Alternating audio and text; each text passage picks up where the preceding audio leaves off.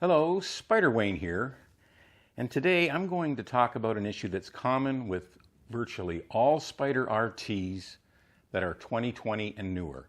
And if you own one, you probably already know about this problem, and that is the droopy seat and the droopy trunk.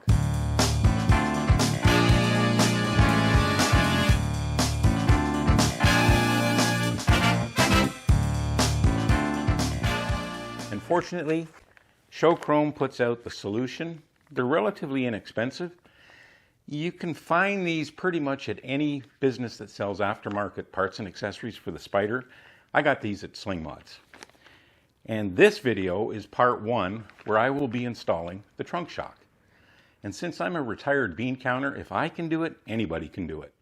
Okay, so the parts needed for installing the rear trunk shock will be a T20 Torx. It will be a 5mm hex wrench or socket, I have a socket, and a small little flathead screwdriver. The first thing we need to do is take the passenger backrest off, and to do that, there are two screws in here. This is for the T20 Torx, one on either side. Get these out.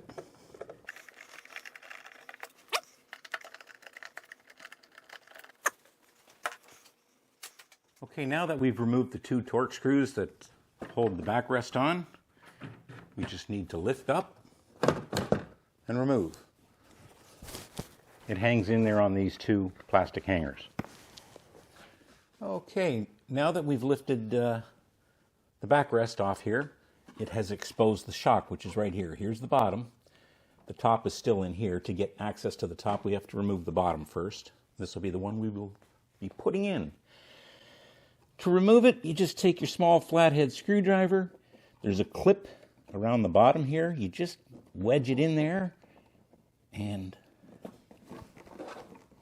get it in there far enough, and it pops out. And the lid falls down. All right. So now that that's out, we can lift the lid all the way up, which exposes the top mounting spot. Okay, to remove the old shock, we need to remove this 5mm bolt.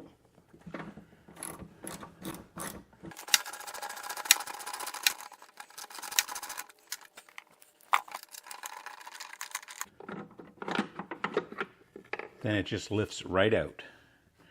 Be careful with the lid. Okay, we will be reusing the 5mm bolt that came out of here.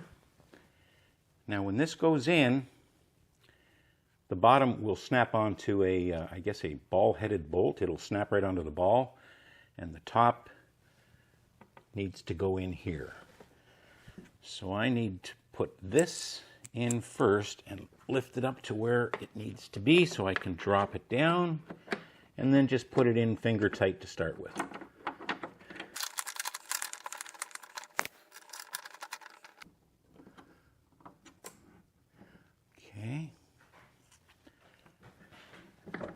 Okay, so it's on there loosely. We just need to snug it up now. Don't over tighten, but it needs to be snug.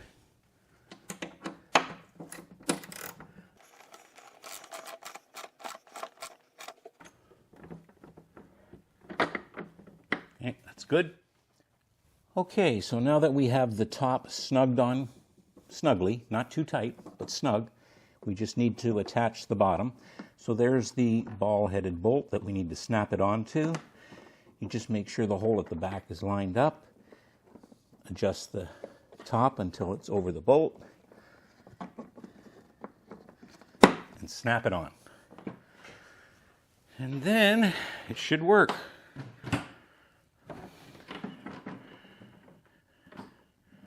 See, now it lifts instead of falls. That's good.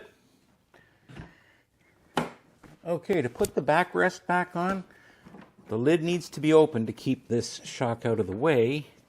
This needs to squeeze in here, but these two plastic hangers need to go over and then down in here.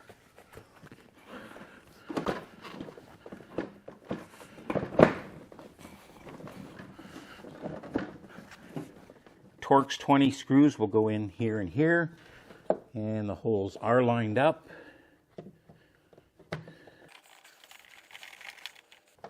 One.